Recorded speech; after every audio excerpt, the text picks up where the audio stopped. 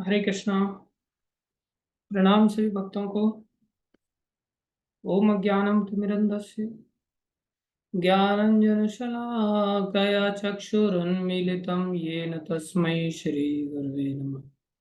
गुरुवे गौरचन्द्राय राधिकाय तदालये कृष्णाय कृष्णभक्ताय तद्भक्ताय नमो नमः। हरे कृष्णा। हार्दिक अभिनंदन है, स्वागत है। गुरु वैष्णवों की दया से जो कुछ कहें कृपा करके ध्यान से सुनिए। भगवत कृपा से हम लोग 18वें अध्याय में चल रहे हैं और जैसा कि लोपा जी बता रहे थे कि 18वां अध्याय जिसमें कि सारे अध्यायों का बातें हमें सीखने को मिलेंगी, इसलिए इस अध्याय को बहुत गंभीरता से हमें लेना चाहिए और जिसकी शुरुआत ही संसार की स्थिति को समझते हुए कि संसार में जो प्राप्ति के लिए हम लोग प्रयास करते हैं वो प्राप्ति सब असत है, शाश्वत नहीं, टेम्परेरी है। जब शाश्वत का अगर ऑप्शन है तो टेम्परेरी के पीछे क्यों भागना। शाश्वत क्या है बोले, उससे सत वस्तु कहते हैं। तो उसके लिए फिर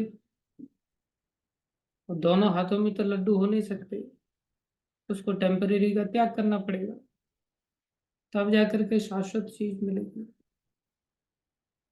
टेम्परेरी के त्याग करने को ही संन्यास के रूप में यहाँ पर अर्जुन ने प्रश्न किया कि ये जो त्याग है या संन्यास है, इसको लेकर के जब प्रश्न किया कि इसको कैसे समझना चाहिए, मैं इसे हे महाबाहु, हे मधुसूदन, हे केसी निषूदन और हे ऋषिकेश, ये भगवान ही विशेष कृपा करते हैं जो हम लोगों के हृदय में ऐसी जिज्ञासा उत्पन्न करते हैं। तो भगवान ने उत्तर दिया और भगवान ने उत्तर में कहा, श्री भगवान उवाच काम्यानाम कर्मणाम न्यासम, अर्थात काम्य कर्मों का अगर त्याग किया जाए तो बोले काम्य कर्मों का जो त्याग किया जाए कैसे किया जाए, सम्यक रूप से त्याग किया जाए। तो बोले संन्यासम कवेयो विदुः, उसे संन्यास कहता है। अर्थात जिन कर्मों के पीछे हमारी इच्छा है उस इच्छा को लेकर के जब हम कार्य करते हैं, संसार की इच्छा किसी भी फल को लेकर के जब हम किसी कार्य की शुरुआत करते हैं कि इस फल से मेरी इच्छा की पूर्ति होगी, तो ये फल कैसे मिलेगा, इस काम को करने से मिलेगा। जैसे मान लो किसी को पुत्र प्राप्ति करनी है, किसी को नौकरी की प्राप्ति करनी है, किसी को स्वर्ग की प्राप्ति करनी है, किसी को पत्नी की प्राप्ति करनी है, किसी प्रकार के कार्यों को जैसे कहा जाए कि भाई पत्नी ऐसे तो मिलेगी नहीं, शादी करने के लिए बोले पढ़ाई लिखाई करनी पड़ेगी। संसारी दृष्टि से, आध्यात्मिक दृष्टि से एक अलग प्रकार का शास्त्रों में यज्ञ आदि के विधान है और संसारी दृष्टि से तो अभी यज्ञ आदि का भी लोगों को भान नहीं रहा। ये सब देवी देवताओं की आराधना या पूजा या यज्ञ आदि से किए जा सकते हैं। अब संसार के लोगों को लगता है भाई पढ़ोगे लिखोगे नहीं तो आपकी शादी कौन करेगा।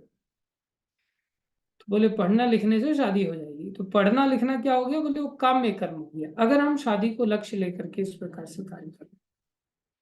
तो बोले अगर कोई व्यक्ति इस प्रकार से कामनाओं वाले कर्मों का अगर त्याग कर देता है, क्योंकि संसार सब कुछ टेम्परेरी वस्तुओं से सुसज्जित है, ये सब शाश्वत वस्तु को हमें गंवाने के लिए विवश कर देता है। इसके चलते हमारी शाश्वत वस्तु जो भगवत प्रेम है, जो भगवान है, वो छूट जाते हैं। बोले संन्यास क्या है, बोले ऐसे कार्यों का त्याग करना। और त्याग क्या है, बोले सर्व कर्म फल त्याग है, सारे फलों का त्याग कर देना। प्राहुस त्यागम विचक्षणा, इसे त्याग कहते हैं। तो प्रश्न उठा था कि इन कामों को कैसे त्याग करें। बोले इन कामों को दोष समझ करके त्याग कर दो। त्याज्यम दोषवती इति एके, दोषवत दोष की तरह, जैसे हमने बताया था मलवत बमनवत त्याग करना सीखना चाहिए। जब तक हम किसी चीज में गुण देखेंगे तो उसका त्याग कैसे कर पाएंगे? जब किसी को दोष के रूप में समझेंगे तो उसका त्याग सहज हो जाएगा। तो बोले मनीषियन लोगों ने, अभी भगवान ने अपना मत नहीं दिया था इस विषय में, बुद्धिजीवी भी जो संसार के मनीषी हैं वो क्या कहते हैं, दो तरह के लोग थे। उन्होंने, कुछ लोगों ने इस प्रकार से सन्यास की परिभाषा दी थी जिसमें कि बताया था कि काम में कर्मों का त्याग कर देना चाहिए, और दूसरा वर्ग था जिसने कहा था कि फलों का त्याग त्याग कहलाता है और कामों का त्याग संन्यास कहलाता है। आगे चल करके भगवान ने बताया कि इन कामों को कैसे त्यागना चाहिए, बोले दोषरोध करके त्याग देना चाहिए। और जो दूसरा वर्ग है वो क्या कहते हैं, बोले यज्ञ दान और जो तपस्या है, जो कर्म है, इनका त्याग नहीं करना चाहिए। अन्य विद्वान मानते हैं यज्ञ दान तथा तपस्या के कर्मों को कभी नहीं त्यागना चाहिए। तो इसमें प्रश्न उठा था कि पशु हत्या को लेकर के, कि कार्य यज्ञ के ऐसे हैं जिनमें कामनाएं देखी जाती है और कई बार विपरीत बातें भी देखने को मिलती है। बोले शास्त्र कह रहा है, अब यज्ञ आदि तो शास्त्र आदि के आधार पर होंगे, दान आदि के आधार पर होंगे, तपस्या आदि ये सब शास्त्र के आधार पर होंगे। तो शास्त्र कह रहा है कि भाई पशुवध नहीं होना चाहिए, वही शास्त्र कह रहा है कि पशुवध होना चाहिए। तो इसमें हमने समझाया था कि किस प्रकार से लक्ष्य क्या है, क्या वो पशुवध माना जाएगा उसको? बोले उसे पशुवध तब नहीं माना जाएगा जब उस पशु की प्रगति हो जाए, या तो उसे नया शरीर मिल जाए या भगवान के, हाँ, प्राप्ति के लिए उसको मनुष्य शरीर की प्राप्ति हो जाए। तो इस प्रकार का यज्ञ करने लायक है। लेकिन अभी चौथे श्लोक में भगवान कह रहे हैं, निश्चयम शरणु में तत्र, मेरे बारे में मेरा निर्णय सुनो। तो हमने सीखा था कि भगवान का ही निर्णय क्यों अंतिम निर्णय माना जाए, क्योंकि भगवान ही सर्वज्ञ हैं, बाकी सब सर्वज्ञ नहीं है। बाकी सब छोटे छोटे सेक्शंस तो जानते हैं शास्त्रों के, इसलिए भगवान के आदेशानुसार हमें जीवन जीने की चेष्टा करनी चाहिए। तरह तरह के लोग अपने अपने मतों को देते हैं, शास्त्रों से ही कोट करके देते हैं, लेकिन हम कंफ्यूज हो जाते हैं। इसलिए ऐसे मतों में कंफ्यूज होने के बजाय कि हमें त्याग करना चाहिए नहीं करना चाहिए, क्या करना चाहिए क्या नहीं करना चाहिए, इन सब विषयों में हमें भगवान का मत स्वीकार करना चाहिए कि भगवान क्या कहते हैं। हे भरत श्रेष्ठ, अब त्याग के विषय में मेरा निर्णय सुन। हे नर शार्दुल, शास्त्रों में त्याग तीन तरह का बताया गया है। त्रिविधा सम प्रकीर्तितः, शास्त्रों से भगवान बता रहे हैं, भगवान भी अलग से नहीं बता रहे, भगवान ने भी शास्त्रों की महिमा को स्थापित किया है, शास्त्रों को प्रमाण के रूप में प्रस्तुत कर रहे हैं, लेकिन भगवान शास्त्रों का निचोड़ देंगे, बाकी सब लोग शास्त्रों का निचोड़ नहीं देते हैं। या तो भगवान या भगवान के सच्चे प्रतिनिधि शास्त्रों का एसेंस हमें समझा सकते हैं। इसलिए भगवान अब यहाँ समझा रहे हैं कि तीन प्रकार का त्याग होता है, लेकिन अभी तक तीसरे तीनों प्रकार के त्यागों के बारे में अभी वर्णन शुरू नहीं हो रहा है। पांचवें श्लोक में बता रहे हैं, यज्ञ दाम तप कर्म न त्याज्यम कार्यम एवते। पहली बात अर्जुन ये समझ लो कि ये तीन प्रकार के कार्यों को तो किसी भी हालत में छोड़ना ही नहीं चाहिए। अब त्याग कितने प्रकार का होता है वो आगे बताएंगे, लेकिन अभी यहाँ महिमा बता रहे हैं कि इतना निश्चित समझ लेना चाहिए कि यज्ञ दान और तपस्या कर्मम न त्याज्यम, ये नहीं छोड़ने चाहिए। कार्यम एव तत्, इनको कार्य करना ही, हमको निश्चित रूप से कार्य करना है, अवश्य संपन्न करना चाहिए। अर्थात ये हमारे कर्तव्य हैं, इनको किसी भी हालत में करना चाहिए। क्यों करना चाहिए? फायदा कुछ तो होना चाहिए भाई, कुछ भी फायदा नहीं होगा तो कैसे काम चलेगा? क्योंकि पहले वाले जो सन्यास है और जो त्याग है उसमें तो कामों को छोड़ दिया गया, और मान लो कोई काम नहीं छोड़ पाया तो फिर फलों का त्याग करने के बारे में बताया गया कि कर्म के फल का त्याग तो त्याग कहलाता है, उसको तो किसी भी हालत में करना चाहिए। तो भगवान, जब फलों का ही त्याग कर दिया जाएगा तो फिर आदमी काम कैसे करेगा? उसके जीवन में एम्बिशन क्या होगा फिर? क्या वो एम्बिशियस होना गलत बात है? बोले नहीं, एम्बिशियस होना गलत बात नहीं है। एम्बिशन समझो क्या है। बोले एम्बिशन क्या है? एक ही मात्र एम्बिशन है कि हमें पवित्र होना है। पावनानी, ये बात दिमाग में हम अपने हृदय में अच्छी तरह से बिठा लें, केवल और केवल हमारा लक्ष्य एक ही होना चाहिए, वो है पवित्र होना। हमने बताया था बीमारी 3 गुणों की है, अंदर फैल गई है गंदगी के रूप में। कौन से गुण है? बोले सतोगुण भी गंदगी है, एक दृष्टि से देखा जाए रजोगुण भी गंदगी है, तमोगुण भी गंदगी है, गुणातीत कंपैरिजन में देखा जाए तो। लेकिन सतोगुण रजोगुण तमोगुण से वैसे अच्छा है। तो कुल मिलाकर के हमें पवित्र होना है। तो भगवान कह रहे हैं ये 3 जो कार्य हैं, यज्ञो दानम तपश्चैव पावनानि मनीषिणाम, जो मनीषी लोग हैं, जो बुद्धिमान हैं, जो पवित्र हो चुके एक प्रकार से, बोले उनको भी पवित्र करते हैं। ये सबको पवित्र करने वाले कार्य, इसलिए हम ध्यान दें, हम सबको पवित्र होना, पवित्रता चाहिए।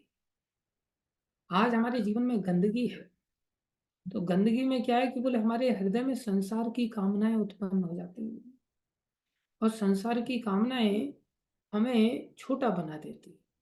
और ये यहाँ तक ही अवेलेबल नहीं है, ये तो ब्रह्मलोक तक पीछा नहीं छोड़ती, शिवलोक तक पीछा नहीं छोड़ती। संसार में हम सब के सब इन वृत्तियों में फंसे हुए हैं, और ये अच्छी बात नहीं है। गीता में भगवान ने कहा, किसी को अगर मेरा प्रेम मिल जाए, तो बोले मेरा प्रेम मिलते ही वो व्यक्ति ऐसा अनुभव करेगा कि अब उसको संसार का कोई सुख चाहिए ही नहीं। भाई जैसे मान लो किसी को हल्दीराम की मिठाई मिल जाए, तो किसी ठेले वाले से कोई पेठा खरीदेगा? वो उसको पेठा अच्छा लगेगा? वो उसकी ओर मुंह भी नहीं देखेगा, क्योंकि वो उसे स्टैंडर्ड पर जी चुका है ना। इसी प्रकार जब हमें भक्ति का सुख मिल जाएगा, जो कि परम पवित्र अवस्था का है, जब वो सुख मिल जाएगा तो संसार का कोई भी सुख हमें अच्छा ही नहीं लगेगा। अगर हमें अच्छा लग रहा है, इसका मतलब अभी हमारा हृदय पवित्र नहीं है, और इस पवित्रता को इतनी ऊंचाई पर लेकर के जाना है हमको कि ब्रह्मा शिव को भी घोषित किया गया, बोले वो भी इतने पवित्र नहीं है। बोले ब्रह्मा शिव भी पवित्र नहीं? बोले हाँ। इसलिए गुणातीत अवस्था तो केवल भगवान विष्णु की ही है और उनके भक्तों की है। तो बोले क्या वो लोग भक्त नहीं? बोले भक्त हैं, ऐसी बात नहीं, भक्त नहीं है। भक्त नहीं होते तो शंकर भगवान इतने विरक्ति के साथ थोड़ी जीवन जीते। लेकिन उनसे भी ब्रह्मा क्या भक्त नहीं? बोले ब्रह्मा भी भक्त हैं, लेकिन उनसे भी बड़े भक्त बन जाते हैं भगवान श्री कृष्ण। जो शुद्ध भक्त होते हैं, शुद्ध मतलब जो पूरी तरह से शुद्ध होते हैं, जिनको कुछ नहीं चाहिए, बोले वो भगवान से भी बढ़कर बन जाते हैं, ऐसे भक्त होते हैं। अब कैसे भक्त बनते हैं ऐसे? एक बार भृगु ऋषि को चुना गया, भैया देखो जरा इन सब में बड़ा कौन है? तीनों लोगों में सुनने में आता है ब्रह्मा विष्णु और महेश, ये 3 देवता हैं। तो ब्रह्मा जी के पास, ब्रह्मा जी के पुत्र हैं भृगु ऋषि, चले गए। जाकर के क्या देखा? जाकर के जस्ट खड़े हो गए पिताजी के सामने। अब जो खड़े हो गए, तो खड़े होते ही उनको बड़ा गुस्सा है कि देखो, न राम राम कर रहा है, न श्याम श्याम कर रहा है, न प्रणाम कर रहा है, कुछ भी नहीं है, सीधा आकर के तन करके खड़ा हो गया यहाँ। कैसा आदमी है, कैसा बेटा है मेरा? ये तो अच्छी बात नहीं है। तो उनको बड़ा क्रोध आ गया। जब क्रोध आ गया तो उनको अच्छा नहीं लगा। तो इतना जब देखा भृगु ऋषि ने, तो ओ हो, इनको बड़ी सम्मान की भूख है भैया, ये तो मेरे से सम्मान चाहते हैं। तो जब सम्मान की बात सुनी, देखी, तो समझ गए ये अभी पवित्र नहीं है, परम पवित्र नहीं, थोड़ी गंदगी है, सम्मान की भूख है, अहंकार है। अहमता के बारे में हमने पढ़ा था ना, जहां सम्मान की इच्छा हो, मुझे सम्मान मिलना चाहिए, वहां देखा सम्मान की भूख है।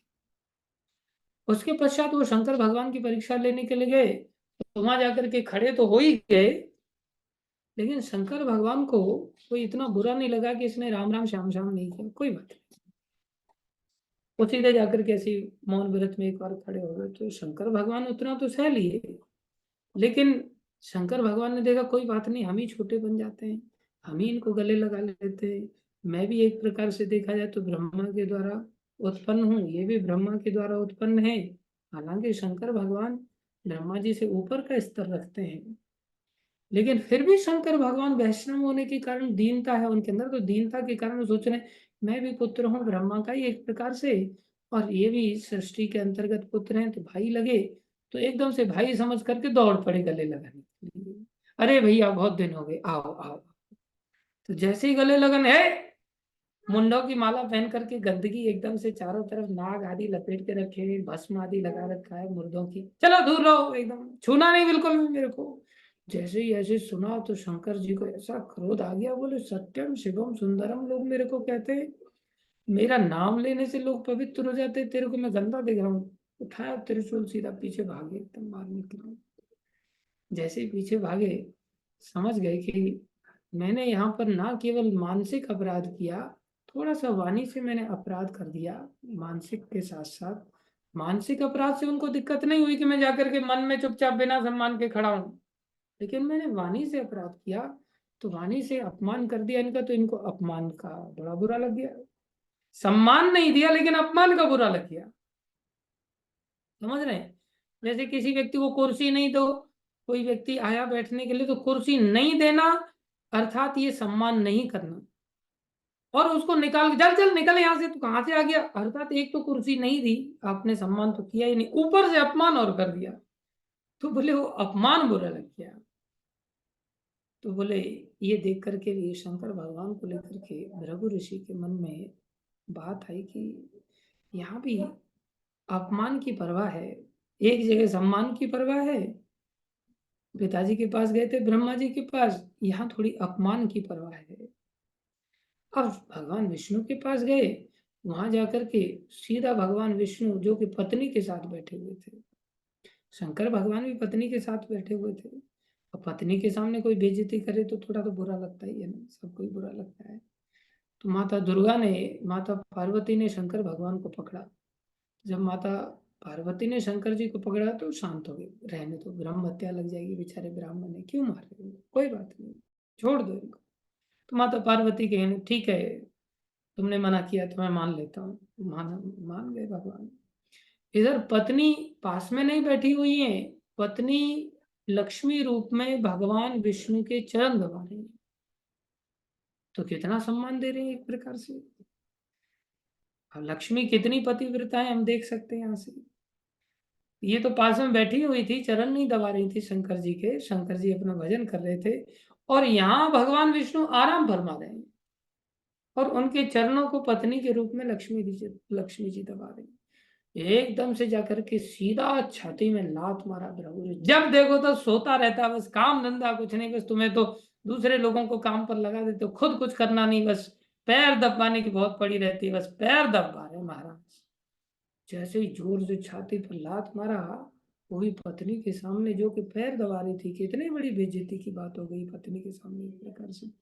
फिर भी भगवान विष्णु ने उनके चरण पकड़ लिए और रोने लग गए, और प्रार्थना करने लगे, हे ऋषि, मेरी छाती बड़ी कठोर है, आपके चरण बड़े कोमल हैं, मेरी धूर्तता देखो, मैं सो रहा हूँ, मुझे आपके स्वागत के लिए आना चाहिए था, लेकिन मुझे पता ही नहीं चला, मैं आपका स्वागत सत्कार नहीं कर सका, मैं आपकी स्तुति नहीं कर सका, ऊपर से मेरी छाती जिस पर आपने आघात किया मुझे सुधारने के लिए, वो छाती से भी आपके चरणों को चोट पहुंच गई होगी, मुझे क्षमा कर दो। पत्नी के सामने क्षमा मांग रहे हैं, अकेले में नहीं। हम लोग तो अकेले में क्षमा मांगते, सबके सामने कहाँ मांग पाते हैं, और पत्नी के सामने तो बिल्कुल नहीं मांग सकते। पत्नी के सामने तो रुतबा झाड़ना होता है, तभी तो पतिगिरी चलेगी। पति के लिए, पत्नी के लिए तो आदमी भक्तों से भी भिड़ जाता है। प्रभु मेरे को कोई दिक्कत नहीं, लेकिन उसको दिक्कत नहीं होनी चाहिए, आप समझ लीजिए, समझ रहे हैं? तो पत्नी के लिए तो आदमी मुर्दा भी जिंदा हो जाता है, अहंकार उसका। यहाँ भगवान विष्णु पत्नी को लेकर के कोई शर्मा नहीं रहे, कोई संकोच नहीं कर रहे, और चरणों में निवेदन कर रहे। इतना सुनते ही भृगु ऋषि समझे, ओहो, ये ऊंची अवस्था है। बाकी सब जगह पर तो बोले एक सम्मान के भूखे हैं, एक को सम्मान नहीं मिलने पर समस्या हो रही है, तो एक को अपमान समस्या दे रहा है। अर्थात ये क्या है, बोले ये भगवत्ता नहीं है, ये बड़प्पन नहीं है, ये छोटापन है, और जो छोटापन है ये मलिनता के कारण होता है। बोले भगवान तो केवल देव तो एक ही है, बोले भगवान श्री कृष्ण। देवानाम अच्युतो यथा, देवताओं में तो अच्युत भगवान श्री कृष्ण ही है, जिनके विस्तार है भगवान विष्णु, जिनके विस्तार है भगवान नारायण। इस प्रकार से उन्होंने अपने आचरण से सिखाया। यही बात चैतन्य महाप्रभु ने कहा। चैतन्य महाप्रभु ने क्या शिक्षा दिया? अमानिना, स्वयं अपने सम्मान की भूख लेकर के मत चलना। मान देन, दूसरों को मान देना। बोले सम्मान क्या चीज है? बोले सम्मान तो भैया देने के लिए होता है, लेने के लिए नहीं होता। ऐसा तुकाराम जी ने अपनी एक अभंग में लिखा। तुकाराम जी इतने बड़े भक्त बन गए, देखो उनके अंदर न सम्मान की भूख है, न अपमान का कोई डर है, न अपमान से कोई परेशानी है। तुकाराम जी के पास एक बार शिवाजी महाराज ने राजसी पालकी भेजा। शिवाजी महाराज राजा थे, उन्होंने राज सवारी भेज दिया कि आपको दरबार में इस पालकी में बिठा करके दल बल के साथ आपको दरबार में आमंत्रित किया जा रहा है, आपके मार्गदर्शन की आवश्यकता है। तो जैसे ही वहां राज सवारी के रूप में, राजसी ठाट बाट के रूप में पालकी पहुंची तुकाराम महाराज के पास, तो तुकाराम महाराज खुश हो बोला, चलो चलो चलो, अभी चलते हैं शिक्षा देने के लिए। ऐसे हम होते तो ऐसा करते, तुकाराम महाराज ने ऐसा नहीं किया था।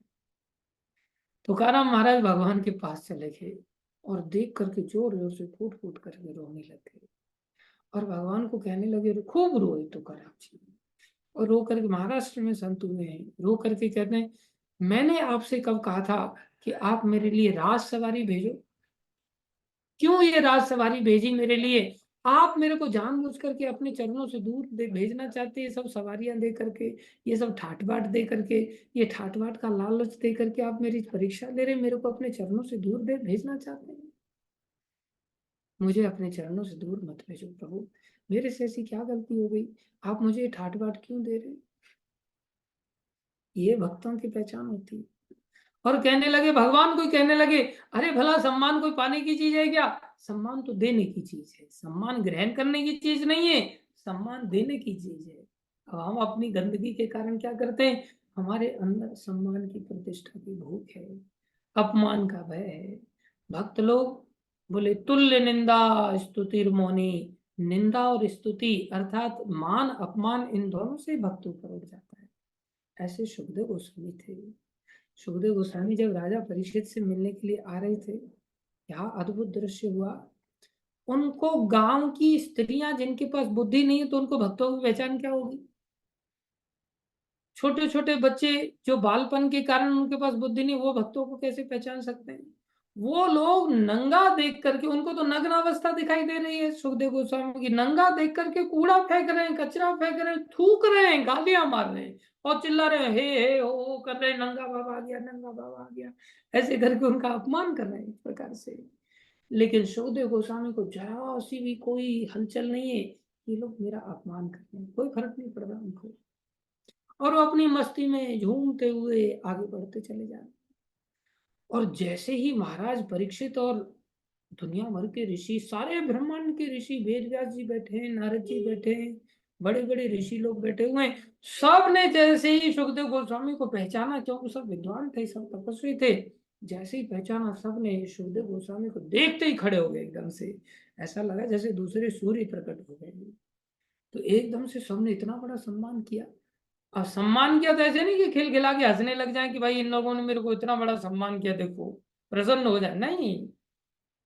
उसको कहते ब्रह्मभूत प्रसन्नात्मा, न सोचती न कांक्षती, न उनको आकांक्षा है और न ही कोई चीज के चलते उनको लेमेंटेशन है, न तो डिजायर है न लेमेंटेशन है। हम लोगों को सम्मान की डिजायर रहती है और अपमान के चलते हम लेमेंटेशन चालू कर देते हैं, हमारे जीवन में शोक करना चालू कर देते हैं। सुखदेव गोस्वामी का वहां बच्चे लोग अपमान कर रहे थे, स्त्रियां अपमान कर रही थी, उसका कोई फर्क नहीं पड़ रहा है, और यहाँ बड़े बड़े ब्रह्मांड के ऋषि लोग सम्मान कर रहे हैं और मेन सिंहासन पे बिठा रहे हैं, तो भी कोई फर्क नहीं पड़ रहा। ये है भक्तों की स्थिति।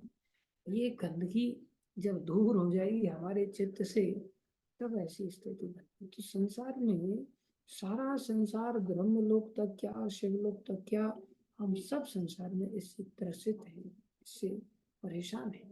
इसलिए चैतन्य महाप्रभु ने कहा, अमानिना मानदेन कीर्तनीय सदा हरि, बोले कोई व्यक्ति अगर ऐसा बन गया, खुद अमानी दूसरों को मान देने वाला, बोले मान तो दूसरों को दिया जाना चाहिए। इसलिए तुकाराम जी ने इस बात को लिखा जो चैतन्य महाप्रभु ने लिखा है, मान स्वयं ग्रहण करने के लिए नहीं होता, मान बना है कि इसलिए दूसरों को सम्मानित करने के लिए। चींटी को भी सम्मानित करने के लिए मिला है, लेकिन मन में अहंकार रूपी गंदगी है, काम रूपी गंदगी है, तो फिर अपने अंदर ही आकांक्षाएं हो जाती है सम्मान को पाने। ये सम्मान को पाने की इच्छा भगवान विष्णु में बिल्कुल नहीं है। जब भगवान में नहीं तो भगवान के भक्तों में, भक्तों की भगवान की संगति करने से फिर क्या बची रहेगी? बोले नहीं, भगवान के भक्तों की भगवान की संगति करने से, भगवान के नाम की संगति करने से ये भक्तों के हृदय से भी चली जाती है। फिर वो व्यक्ति क्या कर सकता है? बोले कीर्तनीय सदा हरि। क्योंकि हम सम्मान की भूख के लिए संसार में काम करते हैं और अपमान से बचने के लिए संसार में काम करते हैं, कीर्तन के लिए भी टाइम ही नहीं बचता। फिर ऐसा लगता है इसने मेरे को ऐसा कैसे बोल दिया, अब मैं इसको दिखा दूंगा किसी भी हालत में कि मैं हिजड़ा नहीं हूं, मैं ब्रह्मचारी इसलिए नहीं रह रहा हूं क्योंकि मैं हिजड़ा हूं, नहीं, मैं सामर्थ्यशाली में दिखाऊंगा इसको, 8-10 बच्चे पैदा करके विवाह करके दिखा दूंगा। लोग यहाँ तक टोंट मार देते हैं, अपमानित कर देते हैं। जब अपमानित कर देते तो व्यक्ति सोचता है अब मेरे को इसको दिखाना है, तो भक्ति छोड़ के दिखाने चला जाता है। तो अपमान के चलते संसार में आदमी कार्य करता है, या सम्मान की लालसा के चलते संसार में व्यक्ति कार्य करता है। सम्मान में उसका इतना सम्मान, उसका सम्मान इतना हो रहा है, उतना मार्केट में उसका नाम हो गया, बस उसके इतने फॉलोअर हो गए, अब मैं दिखा देता हूँ मेरे भी कम फॉलोअर नहीं होने वाले हैं, मैं भी बहुत अच्छा प्रवचन दे लेता हूँ, मैं भी बढ़िया। वो नाम से दूर हो जाएगा, कीर्तन से दूर हो जाएगा, भक्ति से दूर हो जाएगा। संसार में हम लोगों के पास सदा कीर्तन करने का नहीं अभ्यास कर पाते, क्योंकि सम्मान और अपमान की गंदगी हमारे चित्त में सदा बैठी रहती है। लेकिन अगर हम ये 3 काम करते हैं, कौन कौन से? यज्ञ, दान और तप, ये पवित्रों को भी पवित्र करता है। अर्थात शंकर भगवान पवित्र है, लेकिन फिर और पवित्र होने की क्या आवश्यकता है? बोले और पवित्र होने की आवश्यकता है। ब्रह्मा जी कम पवित्र नहीं है, ब्रह्मा जी परम पवित्र है एक प्रकार से देखा जाए, लेकिन और पवित्र होने की जरूरत है। इसलिए बोले ये पवित्रों को भी पवित्र करती है चीज। कौन सी चीज? 3 बातें, यज्ञ, दान, तपस्या। इसलिए प्रभुपाद जी यहाँ पर लिख रहे हैं, योगी को चाहिए कि मानव समाज की उन्नति के लिए कर्म करे, मनुष्य को आध्यात्मिक जीवन तक ऊपर उठाने के लिए अनेक संस्कार कर्म हैं, पवित्र कर्म हैं। उदाहरणार्थ विवाह उत्सव एक यज्ञ माना जाता है। देखो, ये भी छोड़ना नहीं चाहिए। हमने बताया यज्ञ, दान, तपस्या, ये 3 चीजें तो कभी नहीं छोड़नी चाहिए। तो जब 3 चीजें नहीं छोड़नी चाहिए तो विवाह भी तो एक यज्ञ है, बोले ये भी कर लेना चाहिए। बोले हाँ कर लेना चाहिए, ये अच्छी बात है, लेकिन सबके लिए नहीं। अब आगे प्रभुपाद जी कैसे समझा रहे हैं इसको देखो। यह विवाह यज्ञ कहलाता है। और जब यज्ञ कहलाता है तो फिर सन्यासी लोगों ने तो सबको विवाह करने के लिए प्रोत्साहन देना चाहिए। तो प्रश्न कर रहे हैं, क्या एक सन्यासी जिसने अपना पारिवारिक संबंध त्याग कर सन्यास ग्रहण कर लिया है, विवाह उत्सव को प्रोत्साहन दे? क्या विवाह वगैरह को प्रोत्साहन देना चाहिए? तो भगवान कहते हैं कि कोई भी यज्ञ जो मानव कल्याण के लिए हो, उसका कभी भी परित्याग ना करे। विवाह यज्ञ मन को संयमित करने के लिए है, तो मन को संयमित करने के लिए विवाह यज्ञ, तो फिर तो कल्याण हो रहा है ना। तो बोले मन संयम होगा, बिना मन के संयम किए तो कल्याण होगा नहीं। तो बोले जिससे आध्यात्मिक प्रगति के लिए वो शांत बन सके। अब जब मन भटक रहा है तो शांत कहाँ है? शांत नहीं तो सोच कैसे पाएगा अच्छा? इसलिए बोले उसे आध्यात्मिक प्रगति के लिए शांत बन सके, इसलिए उसको विवाह यज्ञ में सम्मिलित हो जाना चाहिए, विवाह यज्ञ करना चाहिए। और प्रभुपाद जी लिख रहे हैं, सन्यासी को भी चाहिए कि वह इस विवाह यज्ञ की संस्तुति अधिकांश मनुष्यों के लिए करे। सन्यासी को भी चाहिए कि विवाह कराए। और जो विवाह करने वाले मन में लड्डू फूटेंगे उनके तो सुन करके कि देखो, पता नहीं गुरुजी ऐसे सन्यासी हैं जो मना करते हैं। बाकी तो गीता में प्रभुपाद जी लिख रहे हैं, तात्पर्य में प्रभुपाद जी लिख रहे हैं। बताओ, ये ले जा करके सीधा दिखा देंगे वहां पर। लेकिन यहाँ लिख रहे हैं प्रभुपा जी, एक शब्द बहुत सुंदर लिख रहे हैं, अर्थात अधिकांश मनुष्यों के लिए, अर्थात सबके लिए नहीं। थोड़ा विचार करना पड़ेगा। अधिकांश मनुष्यों के लिए, अर्थात सबके लिए नहीं। थोड़े छोड़ देने चाहिए, थोड़े तो छूटने चाहिए। अब आज देखो तो संसार में अधिकांश तो वैसे शादी कर ही लेते हैं, कोई कोई वैसे ही बिरला बचता है। बाकी सब तो विवाह संस्कार के अंतर्गत प्रगति करने की चेष्टा करते हैं। और प्रभुपा जी ने कराया अभी। प्रभुपा जी ने विदेश में देखा, बहुत सारे लड़के लड़कियां आपस में उल्टा सीधा आचरण कर रहे थे। प्रभुपा जी ने क्या देखा, ये लोग वैसे नहीं समझेंगे, इनको विवाह कराना पड़ेगा। तो प्रभुपा जी ने हम लोगों का विवाह करा दिया।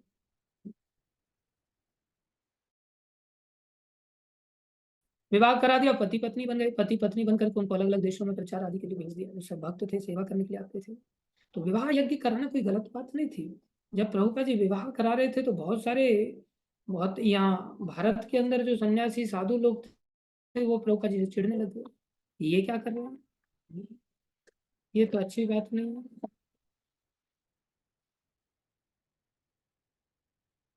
ये तो अच्छी बात नहीं है, विवाह करा रहे हैं सन्यासी।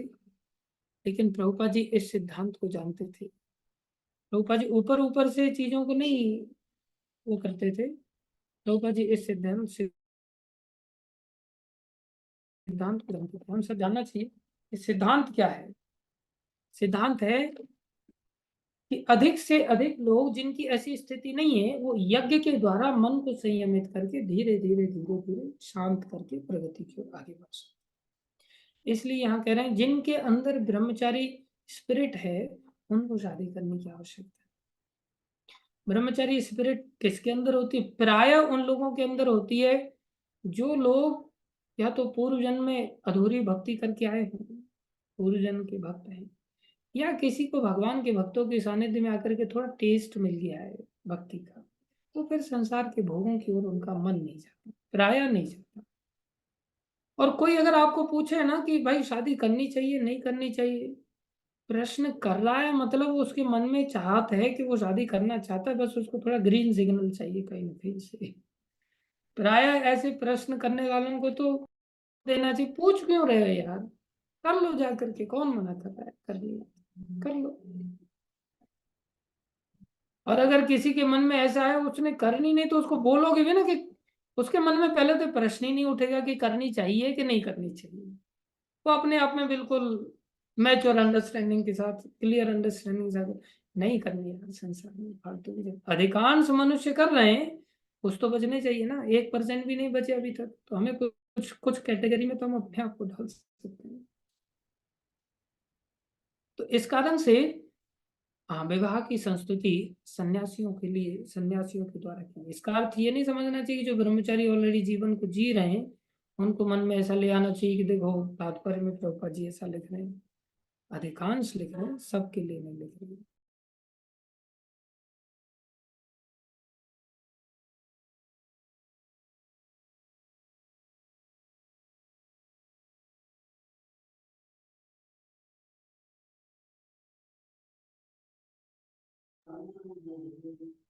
यहाँ पे सन्यासियों को चाहिए कि स्त्रियों का संग ना करें, लेकिन इसका अर्थ यह नहीं कि जो व्यक्ति अभी जीवन की निम्न अवस्था में, निम्न अवस्था क्या है बोले, तरुण अवस्था, तरुण अवस्था में तरुणी के प्रति आसक्ति स्वाभाविक रूप से हो जाती है, तो बोले ऐसी स्थिति में विवाह यज्ञ में पत्नी ना स्वीकार करे, बोले अवश्य उसको पत्नी स्वीकार करनी चाहिए, लेकिन सब तरुणों को नहीं। सब शरीर से तरुण तो होते हैं, लेकिन कुछ सहज वैरागी भी होते हैं जिनको कि बचपन से ही ऐसा प्रोडक्ट कहा जाता है कि ये ब्रह्मचारी प्रोडक्ट है भाई, इसको संसार में अच्छा ही नहीं लगता संसारी क्रियाएं। बोले ऐसे लोगों को चाहिए कि वो लोग इसमें ना सारे परमेश्वर की प्राप्ति के लिए हैं, अतएव निम्न अवस्थाओं में,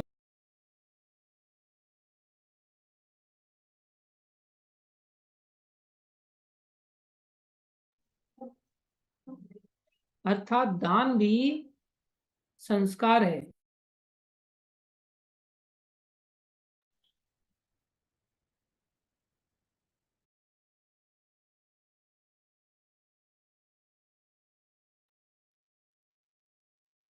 दान से भी हृदय शुद्ध होता है, इसलिए दान भी देना बहुत जरूरी हो जाता है। ये भी एक यज्ञ है। यदि दान सुपात्र को दिया जाता है तो इससे आध्यात्मिक जीवन में प्रगति होती है। अगर दान सुपात्र को दे दिया जाए, यज्ञ दान तपस्या की महिमा बता रहे हैं, जैसा कि पहले वर्णन किया जा चुका है, पहले ही वर्णन कर चुके हैं। अब कैसे ऐसा होगा? बोले यज्ञ दान तपस्या ये कैसे पवित्र करते हैं, इसको आगे बता रहे हैं। एतान अपि तु कर्माणि, अभी भगवान ने 3 प्रकार का त्याग शुरू नहीं किया है। भगवान बता रहे हैं यज्ञ दान तपस्या इसको तो त्याग नहीं करना चाहिए, इसको तो हर हालत में करना चाहिए, क्योंकि इससे आध्यात्मिक प्रगति होती है। अब भगवान आगे बता रहे फिर करें कैसे इनको, करना किस कॉन्शियसनेस में चाहिए, किस चेतना से यज्ञ करें, किस चेतना से विवाह यज्ञ करना है तो किस चेतना में करना चाहिए, दान देना है तो किस चेतना में करना चाहिए, तपस्या करना है तो किस चेतना में करना चाहिए, उसको बता रहे हैं। एतान अपि तु कर्माणि संगम त्यक्त्वा फलानि च कर्तव्यान इति मे पार्थ निश्चितम मतम उत्तमम। बड़ी सरल बात है, क्या कह रहे हैं? एतानी ये सब अपि निश्चय ही तो, लेकिन कर्माणि कार्य, ये निश्चय ही, लेकिन ये कार्य निश्चय ही करने चाहिए। कैसे? संगम त्यक्त्वा, संगति को छोड़कर। अब संगति को छोड़कर मतलब कैसे किया जाए? संगति को छोड़कर के अर्थ है उसको ये नहीं सोचना चाहिए कि ये कार्य मैं कर रहा हूं, इन कार्यों को मैं करने वाला हूं, अर्थात कर्तृत्व की भावना उसके अंदर नहीं होनी चाहिए। और कैसे? बोले फलानी च, उसका जो फल है, संसारी कोई फल है, उस फल की भी आसक्ति छोड़ देनी चाहिए। 2 चीजों को छोड़ना चाहिए, एक तो मैं कर रहा हूं और एक मैं भोगूंगा, इसका जो फल आएगा क्योंकि मैंने किया तो मैं भोगूंगा। अब शादी वो सोच रहा है मैं कर रहा हूं तो फिर सोचेगा अब मैं भोगूंगा। बोले करो विवाह यज्ञ, लेकिन मैं कर रहा हूं ऐसा सोच के मत करो, और ऐसा भी मत करो कि इसके फल को मैं भोगूंगा। नहीं, क्या कह रहे हैं? इन सारे कार्यों को कर्तव्यान इति में पार्थ, कर्तव्य समझ करके कर, मुझे बोला गया है करने के लिए इसलिए कर रहा हूं। कर्तव्य किसको कहते हैं? बोले जो आदेश दिया जाता है उसके अनुसार कार्य करो। गुरु जी ने आदेश दिया है मुझे, भगवान ने आदेश दिया है, इसलिए मुझे ये कार्य करना है। कर्तव्यान इति में पार्थ निश्चितम मतम उत्तमम, यही मेरा अंतिम मत है। अर्थात करना तो है, फिर क्या सन्यास और त्याग बेकार का प्रश्न था? बोले नहीं, त्याग करना है किसका? आसक्ति का। अर्थात मैं करने वाला हूं, मेरी वजह से ऐसा होगा, मैं ये कर सकता हूं, मैं वो कर सकता हूं। बोले ये मैं को हटा दो, जब मैं को हटा पाओगे तो मेरा भी हट जाएगा, अन्यथा मैं नहीं हटेगा तो मेरा भी नहीं हटेगा। भगवान कह रहे त्याग करो, किसका? 2 चीजों का। बोले एक मैं कर रहा हूं और एक मेरे लिए करना है, अर्थात फल मैं भोगूंगा, तो फल की आसक्ति बोले मेरे लिए। बोले फिर इसको कैसे करें? बोले कृष्ण कर रहे हैं और कृष्ण के लिए। भगवान हमको निमित्त बना रहे हैं, हमने कार्य करना है किसके? बोले अब जैसे कार्य के समय में आपने पिछले अध्याय में देखा था कि आप यज्ञ दान तपस्या ये 3 प्रकार के कार्यों का पहले ही वर्णन आ गया था। 4 प्रकार के, भोजन यज्ञ दान और तपस्या, चारों वर्णन किए थे ना। चारों में कहा था, इन चारों में बोले नाम ले लेके करो, ओम तत्सत बोला था ना। तो बोले नाम लेने से क्या हो जाएगा? अब भगवान के द्वारा हो रहा है ये, अब मैं नहीं कर रहा हूं, इसके द्वारा हो रहा है, भगवान के द्वारा हो रहा है। और किसके लिए हो रहा है? बोले वो भगवान के लिए हो रहा है, फल मेरे लिए नहीं। अब इसको कैसे समझें? सरल है समझना, कोई ज्यादा कठिन नहीं है। मान लो कोई व्यक्ति कुकिंग का कार्य कर रहा है, तो उसको समझना चाहिए कि कुकिंग मैं नहीं कर रहा हूँ, मैं करता नहीं हूँ। अभी जैसे मान लो किसी व्यक्ति को पूछा जाए, अच्छा ये प्रसाद, ये खिचड़ी किसने बनाई, तो कोई मैंने बनाई खिचड़ी, कैसा लगा बताओ, मैंने बनाई खिचड़ी। और चाहे सारा यूट्यूब से रेसिपी देख देख के बनाई हो, और ठप्पा किसके ऊपर लेंगे, अपने लिए, मैंने बनाई। अरे तुमने कैसे बना दी, तुम्हें गाइड किसने किया था, तो क्या गाइड का बिल्कुल रोल नहीं था, गाइड का भी अपना रोल था ना। हो सकता है किसी मम्मी ने किसी को बताया, बेटा ये डाल, बेटा ये कर, बेटा ये कर, बेटा वो कर, सब कुछ मम्मी ने बताया, और उसके बाद जाकर किसने बोला, मैंने बनाया। सब कुछ यूट्यूब से सीखा, कॉपी मारा, और सब वहां जाकर के नंबर कम आ जाए। तो ये तो हमारी बेवकूफी है, हम सारा क्रेडिट हम ही ले रहे हैं। और इतना ही नहीं भैया, उस खिचड़ी में जो आलू डले थे, जो धनिया का फ्लेवर आ रहा था, जो उसमें परवल डले थे, जो उसमें अलग अलग मेथी वगैरह सब्जी डाली गई थी, टमाटर डले थे, उसमें वो सारे आइटम तुम्हारे पिताजी नहीं लेके आए थे क्या, तुम खरीद के लाए थे क्या, तो क्या पिताजी का रोल नहीं है बिल्कुल भी, तो पिताजी का भी तो रोल है। तुम अपने आप को सारा क्रेडिट कैसे ले सकते हो। और मान लो किसी ने, पिताजी ने ला करके दे दिया, अपने छोटी बहन के माथे मर दिया, चल टमाटर काट के दे, धनिया काट के दे, बेचारी उसने भी तो कटिंग करके दिया, क्या उसका खिचड़ी में कोई रोल नहीं है, उसका भी खिचड़ी में रोल है। आपके छोटे भाई, तू कुछ नहीं करता, बैठा बैठा चल टमाटर धो के दे, उसने बेचारे ने धो के दिया, उसका भी तो अपना रोल है। आप कैसे कह सकते हैं कि उसका कोई रोल नहीं है। किसी व्यक्ति ने गैस वगैरह चूल्हा वगैरह साफ किया, बर्तन वगैरह आपको प्रोवाइड किया, उसका भी अपना रोल है। कितने लोगों का रोल है देखा जाए तो, बहुतों का रोल है। लेकिन हम सोच रहे हैं नहीं, मेरा ही रोल है, मैंने खिचड़ी बनाई। आचार्य कहते हैं ना, घी बनाए खिचड़ी नाम बहू का हो।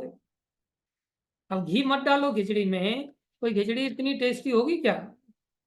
तो बोले वास्तव में खिचड़ी तो घी ने बनाई, और क्रेडिट आदमी खुद ले रहा है, वो सोच रहा है मैंने खिचड़ी बनाई। ऐसे ही व्यक्ति सोचता है, ओ मलिदा प्रभु जी मैंने बनाया, कितना बढ़िया मलिदा बनाया, मलीदे का लड्डू बनाया, ऊपर से बादाम के दो पीस लगा दिए, पूरा आंख बना दिया, ऐसा लगा कि साक्षात मलीदा एकदम बोलने जा रहा है कि आप मेरे को खाओ, आप मेरे को खाओ। अरे बादाम फोकट में आ गए थे क्या, बादाम का अपना रोल है, अपना टेस्ट है बादाम का, घी का अपना टेस्ट है, तो सब काम तो घी कर रहा है। घी को हटा दो, देखो तुम्हारी करतूत दिखा दो, तुम्हारे अंदर ज्यादा ताकत है, तो सूखी रोटी कुत्ता भी नहीं खाएगा बाजरे की, लेकिन वो रोटी घी के चलते हर व्यक्ति मलिदा बना करके खा रहा है। तो रोल तुम्हारा नहीं है, रोल तो घी का है, रोल तो टमाटर का है, रोल तो चीज का है, रोल तो पनीर का है, रोल तो दूध का है, रोल तो दही का है, जिसके चलते हमें ये सब चीजें अच्छी लग रही हैं। तो हमें ये समझना होगा कि हम कर्तव्य तो नहीं है, हमें अपने आप में कर्ता नहीं मानना चाहिए। और फल की आसक्ति, जब हम करने वाले ही नहीं तो फिर हम अकेले भोक्ता कैसे हो गए। इसलिए भगवान के द्वारा ये कार्य हो रहा है और भगवान के लिए हो रहा है। इसको कैसे संपन्न करना चाहिए, बोले कुकिंग कोई व्यक्ति करता है तो कुकिंग को सोचे कि इसमें मैं करने वाला नहीं हूँ, भगवान मेरे से इतना सारा सहयोग करा के करा ले रहे हैं। और जब भगवान मेरे से करा ले रहे हैं तो मेरे को किसके लिए करना, बोले भगवान के लिए करना है, तो कुकिंग किसके लिए करूं, भगवान को भोग लगाएं, भगवान के लिए हो गया। तो ये यज्ञ हो गया पूरा। अब ये हमें बांधेगा नहीं। यज्ञ अर्थात कर्मणो अन्यत्र लोको अयम कर्म बंधना। यज्ञ के लिए किया गया कार्य भगवान करा रहे मेरे से, और भगवान के लिए मुझे करना है। जब ऐसी चेतना आ जाएगी तो हमारा हर कार्य यज्ञ बन जाएगा, हमारी हर तपस्या यज्ञ बन जाएगी। भगवान कह रहे हैं ये सर्वोत्तम है, यही मेरा अंतिम मत है, ऐसा करना सीख जाओ। ऐसा करना बहुत आवश्यक है। ऐसा करने से इतना बड़ा फायदा मिलेगा कि आपको किसी चीज की कमी नहीं रहेगी, पैसे की भरमार हो जाएगी, हर चीज की भरमार हो जाएगी। पैसे की भरमार तो ईमानदारी से पैसा कमाने पर भी होती है और चोरी करने पर भी होती है। तो कौन सा वाला अपनाना चाहिए? चोरी वाला पैसा कमाना चाहिए या ईमानदारी वाला पैसा कमाना चाहिए? कौन सा वाला कमाना चाहिए? बेटी माता जी, कौन सा वाला कमाना चाहिए, चोरी वाला या ईमानदारी वाला? प्रभु जी, ईमानदारी। ईमानदारी वाला। हाँ, ईमानदारी वाला, सही बात है। ईमानदारी वाला कौन सा है? बोले भगवान के लिए काम करें, भगवान कोई कमी नहीं रखेंगे। और चोरी वाला कौन सा है? किसी और के लिए काम किया तो डाका डाल रहे हैं हम। चोरी वाला कितना भी अमीर हो जाए, वो कभी शांति का अनुभव नहीं कर सकता। ईमानदारी वाला व्यक्ति चाहे 4 पैसा मात्र कमा ले, उसमें भी उसको शांति की अनुभूति होती है। तो संसार में जब हम अपने लिए कार्य करते हैं या संसार में किसी और के लिए कार्य करते हैं, बोले वो बेईमानी वाला सा डाका डाल रहे हैं। क्योंकि हमारे पास भी जो है वो भी भगवान का दिया हुआ, दूसरे के पास भी है वो भी भगवान का दिया हुआ। हम किसी और से चेष्टा कर रहे हैं बिना भगवान को पूछे, तो हम तो चोरी कर रहे हैं ना। इससे अच्छा हम जो कुछ भी करें भगवान के लिए करें। जैसे ही भगवान के लिए करने लग जाएंगे, हमारे पास कोई अभाव नहीं रहेगा, कोई अभाव नहीं। जैसे एक व्यक्ति है जो सरकार के लिए आर्मी ज्वाइन करता है, देश के लिए आर्मी ज्वाइन करता है, और वहां गोली चलाता है और प्रैक्टिस करता है, ट्रेनिंग में कितनी गोलियां बर्बाद करता है। अब एक गोली 50-70 रुपए की, 80 रुपए की, 100 रुपए की आती है। तो बंदूक से वो कितनी हजारों गोलियां बर्बाद कर देता है। तो गवर्नमेंट ने तो उससे पैसा लेना चाहिए, तूने मेरी इतनी गोलियां बर्बाद कर दी। गवर्नमेंट से अगर कोई गोली खरीदने जाए मार्केट में, तो पैसे से मिलती है, फोकट में मिलती है? अपने हथियार के लिए कोई खरीदने के लिए जाए तो पैसे से मिलती है, फोकट में थोड़ी मिलती है। और जब बर्बाद कर देता है, चला देता है, तो हो गया, पैसा खत्म, तो खर्चा ही हुआ ना। तो उस व्यक्ति ने गवर्नमेंट का ट्रेनिंग पीरियड में जाके क्या किया, बहुत सारा एक एक गोली चला चला करके उसने गवर्नमेंट का कितना खर्चा कर दिया। उल्टा गवर्नमेंट ने पैसे मांगने चाहिए, लेकिन गवर्नमेंट उसकी बंदूक को चलाने पर पैसा दे दिए, ले भैया सैलरी ले ले, ये तो तूने इतने महीने से बंदूक चलाई, ये पैसा ले। वही व्यक्ति अगर उसी बंदूक को अपने घर पे ला करके एक गोली पड़ोसी की ओर खाली हवा में फायर कर देता, हवा में मारा नहीं, एक गोली खर्च कर दी, उसका हिसाब देना पड़ेगा, तुमने खर्च कैसे कर दी, किससे पूछ के की, क्या जरूरत थी। देखो, वो कह सकता है मैं वहां चला रहा था तब तो आप मेरे को सैलरी दे रहे थे, और यहाँ चला रहा हूं तो आप मेरे ऊपर दंड लगा रहे हो, मेरे से पैसा मांग रहे हो। हवा में फायर किया था मैंने, वहां भी तो हवा में फायर कर दिया। बोले हाँ यही है, अपने लिए कर रहे हो तो तुम्हें बंधन लगेगा, और सरकार के लिए तुम अभ्यास कर रहे थे, देश के लिए अभ्यास कर रहे थे, आदेश पर, कमांडर के आदेश पर अभ्यास कर रहे थे, वहां तुम्हें सैलरी दी जा रही थी।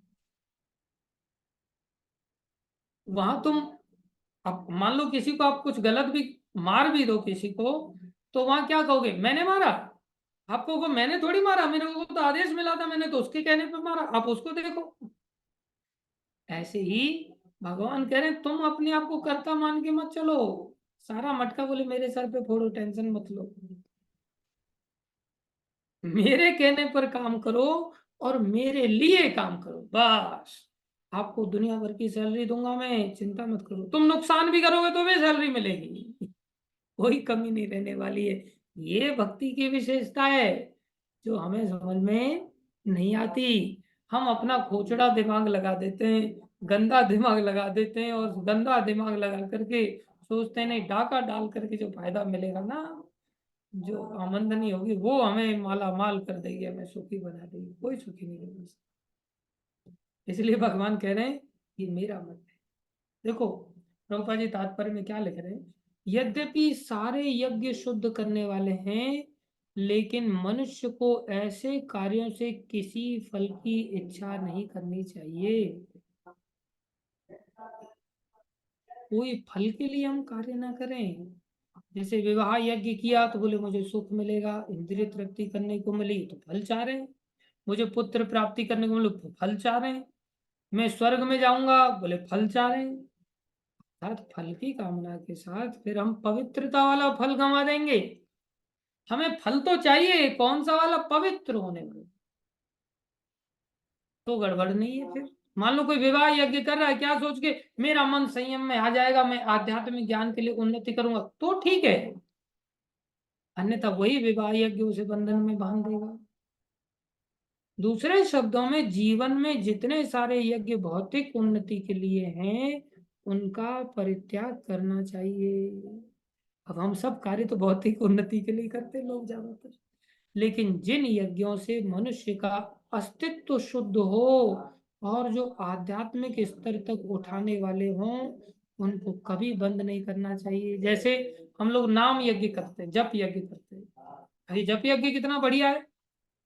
ये जप यज्ञ इतना बढ़िया है कि इसमें पशु की भी लाने की जरूरत नहीं पड़ती। झंझट ही नहीं कि एक कह रहे हैं पशु लाया जाना चाहिए, एक कह रहे हैं कि नहीं लाया, छोड़ो यार। बिना पशु के ही बोले जप यज्ञ कर लो, यज्ञानाम जप यज्ञोस्मि। लेकिन इस जप का फल सोचे कि मेरा आईआईटी में सिलेक्शन हो जाए, मेरा नीट में सिलेक्शन हो जाए, मेरी नौकरी लग जाए, मेरा प्रमोशन हो जाए, मेरा एक लड़का उत्पन्न हो जाए, मेरी बहू आ जाए, मेरे को पति मिल जाए, ऐसा सोच सोच करके रात दिन जप करो, बोले वो यज्ञ गड़बड़ है। कोई फल नहीं चाहिए, एक फल चाहिए बस, शुद्ध होना है। वो हमें ब्रह्मा से भी बड़ा बना देगा, फिर शंकर भगवान से भी बड़ा बना देगा। शुद्धि के फल को लक्ष्य करके जब हम यज्ञ करेंगे, उन्हें कभी बंद नहीं करना चाहिए। जिस किसी वस्तु से कृष्ण भावनामृत तक पहुंचा जा सके उसको प्रोत्साहन देना चाहिए। कोई भी काम है जिससे भगवान की ओर जाए। श्रीमद् भागवत में भी यह कहा गया कि जिस कार्य से भगवत भक्ति का लाभ हो उसे स्वीकार कर लेना चाहिए। यही धर्म की सर्वोच्च कसौटी है। यही धर्म की सर्वोच्च कसौटी, सबसे बड़ी पहचान यही है। भगवत भक्त को ऐसे किसी भी कर्म यज्ञ या दान को स्वीकार करना चाहिए जो भगवत भक्ति करने में सहायक हो। प्रतिष्ठा पाने में नहीं, स्वर्ग पाने में नहीं, पत्नी पाने में नहीं, धन पाने में नहीं। कोई भी चीज को पाने के लिए यज्ञ दान तपस्या नहीं करना चाहिए। केवल भगवत भक्ति करने में जो यज्ञ सहायक हो, जो दान सहायक हो, जो तपस्या सहायक हो, वो करना चाहिए। समझ में आ रहा है? अभी 7वें श्लोक में क्या कह रहे हैं? अब त्याग के बारे में बता रहे हैं कि वो 3 प्रकार वाले त्याग कौन से हैं। कुल मिलाकर के भगवान त्याग की चेतना तो बता दिए, संन्यास की चेतना बता दिए। क्या करो? बोले फल की आकांक्षा का त्याग कर दो और कर्तापन का भी त्याग कर दो। मैं कर रहा हूं। और ऐसा त्याग करके फिर किसी यज्ञ को बंद मत करो, फिर सारे यज्ञ कर लो, कोई दिक्कत नहीं। और सब यज्ञों में सर्वश्रेष्ठ है नाम जप कर लो, कीर्तन कर लो। कथा यज्ञ है, जैसे हम लोग ज्ञान यज्ञ कर रहे हैं, अभी हरी चर्चा कर रहे हैं। अब भगवान 3 प्रकार के त्याग के बारे में बताएंगे। 3 प्रकार के त्याग कौन से होते हैं? तमोगुनी त्याग कौन सा है, रजोगुनी त्याग कौन सा है, और सतोगुनी त्याग कौन सा है? ये हम सीखेंगे कल के दिन। आज समय हो गया है, आज ही सिखाना था, लेकिन समय तो किसी का इंतजार करता नहीं भैया। समुद्र भी लहरों के माध्यम से किसी का इंतजार नहीं करता, और सचिनंदन दास भी किसी का इंतजार नहीं करता।